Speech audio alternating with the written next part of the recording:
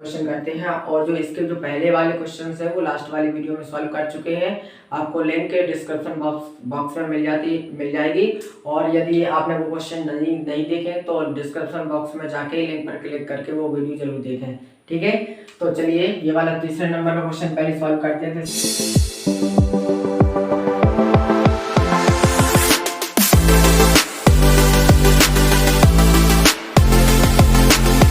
Hello दोस्तों, मेरा नाम मुकेश है और आप देख रहे हैं अपना यूट्यूब चैनल जिस पर मैं 10वीं मैथ की वीडियो अपलोड करता हूं। तो हम लोग प्रतिस्थापन विधि के क्वेश्चंस पढ़ रहे हैं। तो लास्ट वाली वीडियो में हम लोगों ने 3.3 का जो पहले के क्वेश्चंस थे, पहला और दूसरा क्वेश्चन पढ़ लिया था। इसके बाद हमें आज तीसरा क्वेश्चन और चौथा क्वेश्चन सॉल्व करते हैं। तो बहुत ही इंपॉर्टेंट क्वेश्चन है, जो परीक्षा में आने की संभावना है इनकी। तो चलिए देखते हैं किस टाइप से। ये वाला ज़्यादा काफ़ी मोस्ट है, ठीक है, ये वाला ज़्यादा आता रहता है। तो चलिए हम लोग क्वेश्चन सॉल्व करते हैं। ये थर्ड क्वेश्चन करते हैं और जो इसके जो पहले वाले क्वेश्चन है वो लास्ट वाली वीडियो में सॉल्व कर चुके हैं। आपको लिंक डिस्क्रिप्शन बॉक्स में मिल जाएगी। और यदि आपने वो क्वेश्चन नहीं देखे तो डिस्क्रिप्शन बॉक्स में जाके लिंक पर क्लिक करके वो वीडियो जरूर देखें। ठीक है, तो चलिए ये वाला तीसरे नंबर का क्वेश्चन पहले सॉल्व करते हैं। तो इसमें लिखेंगे दिए गए समीकरण। तो जो पहला इक्वेशन है अपने पास वो दिया गया 3x minus Y equal to 3। तो 3 को इस साइड लेकर आएंगे, यानी कि 3x minus Y minus 3 equal to 0 हो जाएगा। ये इक्वेशन फर्स्ट हो गया। जो सेकंड इक्वेशन है अपने पास वो कितना है 9x माइनस 3y और इक्वल टू 9। तो 9 को हम इस साइड लेकर आएंगे तो क्या होगा 9x minus 3y minus 9 equal to 0। इसमें हमें 3 कॉमन दिखाई दे रहा है तो इसमें से 3 कॉमन ले लेंगे। 3 को कॉमन ले लिया तो यहाँ बचेगा अपने पास 3x माइनस वाई, ठीक है, 3x माइनस वाई और माइनस 3 इक्वल टू 0। ये मल्टीप्लाई में है, 0 के साथ डिवाइड में जाएगा, 0 हो जाएगा, यानी कि 3x minus Y minus 3 equal to 0/3। तो ये 0 हो जाएगा, यानी कि हमारे पास जो इक्वेशन मिला वो ये वाला इक्वेशन है। तो आप समीकरण 1 और 2 में देखिए बिल्कुल सेम इक्वेशन है। ये भी वही इक्वेशन है, ये भी वही इक्वेशन, बिल्कुल सेम एक ही रेखा के समीकरण है। यानी कि जो रेखाएं जो दोनों दी गई हैं, दोनों हमें जो समीकरण दिए गए हैं ये वाला और ये वाला, वो क्या है, रेखाएं कैसी हैं, समपाती हैं। समपाती का मतलब है कि जो रेखाएं हैं एक के ऊपर एक है, ऐसे इस टाइप से है, ठीक है। तो एक के ऊपर एक रेखा है। तो इसमें क्या होता है कि रेखाएं प्रत्येक बिंदु पर एक दूसरे को प्रतिच्छेद करती हैं, ठीक है, प्रत्येक बिंदु पर एक दूसरे को प्रतिच्छेद करती हैं। तो जितने बिंदुओं पर रेखाएं एक दूसरे को प्रतिच्छेद करती हैं हमें उतने ही हल मिलते हैं, ठीक है। तो हमें इसके प्रत्येक बिंदु पर जब एक दूसरे को प्रतिच्छेद करते हैं तो हमें इसके बहुत सारे हल मिलेंगे, बहुत सारे। तो कह सकते हैं कि अपरिमित रूप से अनेक हल होंगे, ठीक है, या अनंततः अनेक हल होंगे। ओके, तो यहाँ हम लिख सकते हैं या कोई भी हम मान निकाल सकते हैं, ठीक है। तो कोई भी हम मान निकाल सकते हैं कि जितने हम x के मान रखेंगे उतने ही हमें y के मान प्राप्त होंगे, ठीक है, क्योंकि दोनों समीकरण ही वही हैं। तो यहाँ लिखेंगे समीकरण 1 से, समीकरण 1 ले लो चाहे 2 ले लो, दोनों समीकरण ही एक ही है।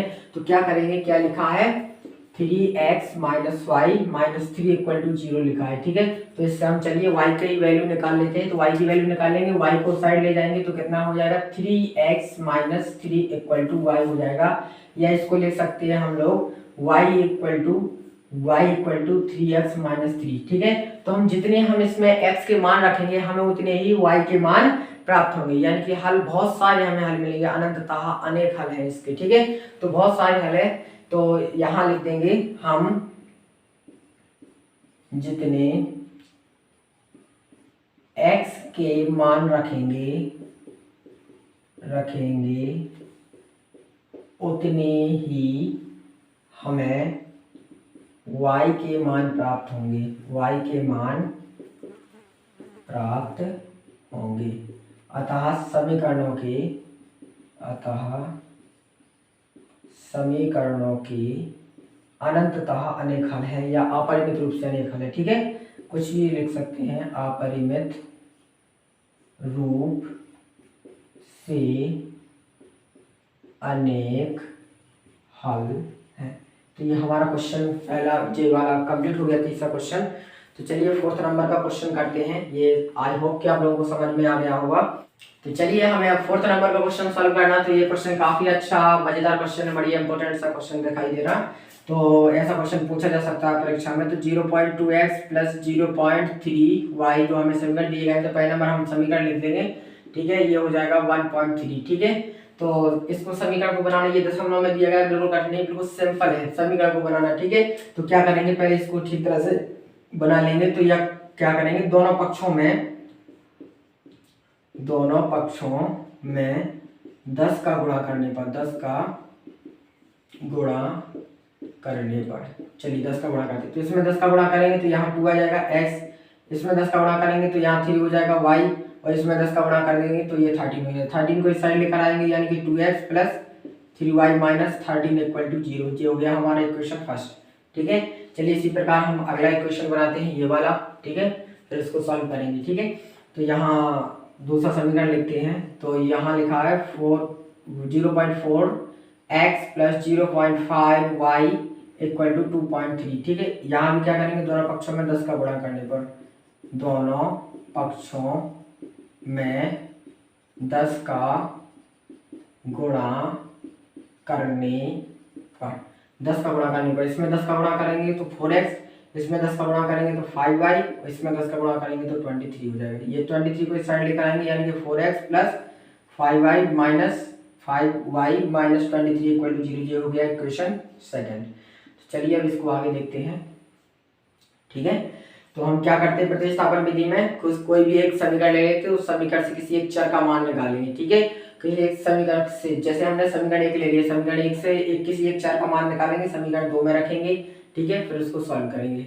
चलिए इसको सॉल्व करते हैं। तो यहाँ एक समीकरण 1 ले लेते हैं, समीकरण 1 से, ठीक है। समीकरण 1 क्या है अपने पास, 2x plus 3y minus 13 equal to 0, ये है।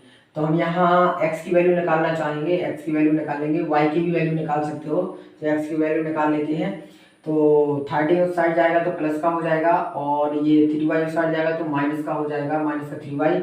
अब 2 मल्टीप्लाई में तो डिवाइड में जाएगा, यानी कि x equal to 13 minus 3y upon 2।